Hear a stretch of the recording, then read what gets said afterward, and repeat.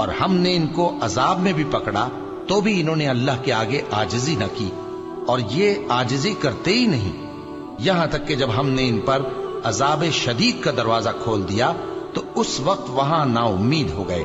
اور وہی تو ہے جس نے تمہارے کان اور آنکھیں اور دل بنائے، لیکن تم کم ہی شکر کرتے ہو۔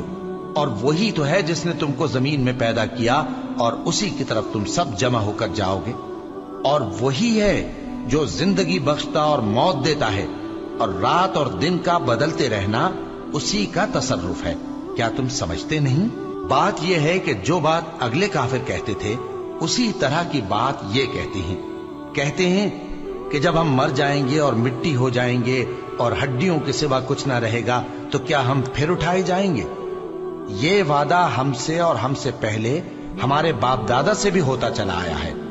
اجی یہ تو صرف اگلے لوگوں کی کہانیاں ہیں۔